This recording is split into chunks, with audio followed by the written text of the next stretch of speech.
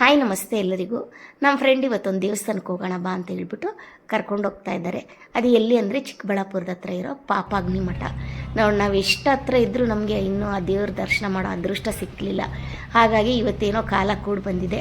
ನಮ್ಮ ಫ್ರೆಂಡ್ ಕರೆದಿದ್ದ ತಕ್ಷಣ ನಾನು ಹಿಂದೆ ಮುಂದೆ ನೋಡದೆ ಬರ್ತೀನಿ ಅಂತ ಹೇಳ್ಬಿಟ್ಟು ಹೊರಟು ಬಿಟ್ಟಿದ್ದೀವಿ.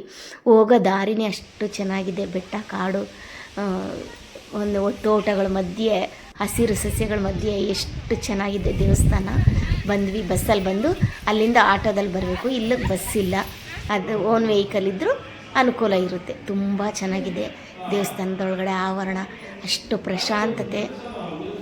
ನಾವೆಲ್ಲ ದೇವ್ರನ್ನೆಲ್ಲ ಚೆನ್ನಾಗಿ ಆರಾಮಾಗಿ, ಜನ ಇಲ್ದಿದ್ದ ಕಾರಣ ನೆಮ್ಮದಿಯಾಗಿ ಪ್ರಶಾಂತವಾಗಿ ಎಷ್ಟು ಹೊತ್ತಿದ್ವಿ ನಮಗೆ ಗೊತ್ತಿಲ್ಲ, ಎದ್ದು ಬರೋಕ್ಕೆ ಮನಸ್ಸು ಇಲ್ಲ, ಅಷ್ಟು ಚೆನ್ನಾಗಿದೆ. ಇಲ್ಲಿ ದತ್ತಾತ್ರೇಯ, ವೀರಬ್ರಹ್ಮೇಂದ್ರ ಸ್ವಾಮಿಗಳು ಇವರು. ಮತ್ತು ಇಲ್ಲಿ ವೀರಬ್ರಹ್ಮೇಂದ್ರ ಸ್ವಾಮಿಗಳು ಆಡಿ ಬೆಳೆದ ಸ್ಥಳ ಇದು. ಪುರಾಣ ವೀರಬ್ರಹ್ಮೇಂದ್ರ ಸ್ವಾಮಿಗಳು ನೋಡಿ. ಇದು ದತ್ತಾತ್ರೇಯ, ಈಶ್ವರ, ಅನ್ನಪೂರ್ಣೇಶ್ವರಿ, ಕಾಲಭೈರವ, ಎಲ್ಲ ದೇವರು ಇದೆ ಇಲ್ಲಿ. ತುಂಬ ಅಂದರೆ ತುಂಬ ಚೆನ್ನಾಗಿದೆ ಸ್ಥಳ. ಎಲ್ಲರೂ ಒಮ್ಮೆ ಭೇಟಿ ಕೊಡಲೇಬೇಕು. ನೋಡಿರಿ, ಅಲ್ಲಿ ಲಾಸ್ಟಲ್ಲಿ ಇದೆಯಲ್ಲ ಅಮ್ಮ, ಅವರು ಪಾಪ ಮಾಂಬ ಅಂತ. ಮತ್ತು ಇಲ್ಲಿ ಈ ಕಡೆ ಒಬ್ಬರು ಅಪ್ಪ ಇದ್ದಾರೆ, ಸುಬದೇಂದ್ರ ಆಚಾರ್ಯರು ಅಂತ. ಅವರಿಬ್ಬರು ಗಂಡ ಹೆಂಡತಿ. ಅವರಿಬ್ಬರು ಕಾಶಿಗೆ ಹೋದಾಗ ವೀರಬ್ರಹ್ಮೇಂದ್ರ ಸ್ವಾಮಿಗಳನ್ನ ಕರ್ಕೊಂಡು ಬಂದು, ಅವ್ರ ಅಪ್ಪ ಅಮ್ಮ ಅಸ್ತಾಂಗತ ಆದಮೇಲೆ ಇವ್ರು ಕರ್ಕೊಂಡು ಬಂದು ಇಲ್ಲಿ ಸಾಕಿದ್ದು.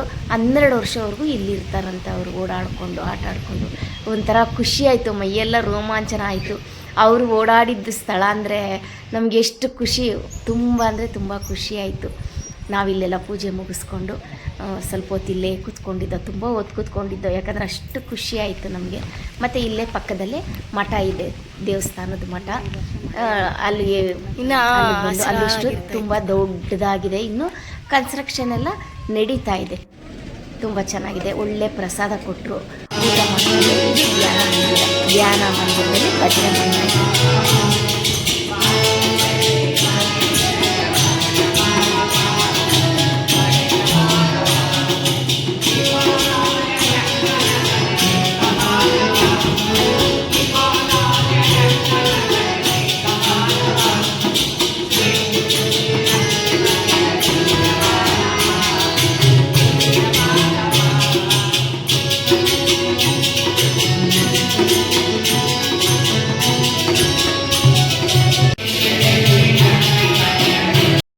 ಹಾಗೆ ನಾವು ಸ್ವಲ್ಪ ಹೊತ್ತು ಇಲ್ಲ ಧ್ಯಾನ ಮಂದಿರದಲ್ಲಿ ಭಜನೆ ಎಲ್ಲ ಮಾಡ್ತಾಯಿದ್ರಲ್ಲ, ಕೂತ್ಕೊಂಡಿದ್ದೋ.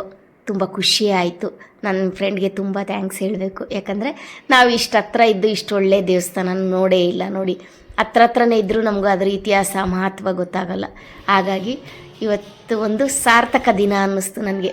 ಒಂದು ಒಳ್ಳೆಯ ದೇವ್ರ ದರ್ಶನ ಮಾಡಿದ್ವಲ್ಲ, ಹಾಗಾಗಿ ತುಂಬ ಖುಷಿ ಆಯಿತು. ಸ್ವಲ್ಪ ಹೊತ್ತೆಲ್ಲ ಇಲ್ಲಿ ನೋಡ್ಕೊಂಡಿದ್ದು. ನೋಡಿ, ಎಷ್ಟು ನೇಚರ್ ಅಂತೂ ತುಂಬ ಚೆನ್ನಾಗಿದೆ. ತುಂಬ ಖುಷಿ ಆಯಿತು. Thanks for watching.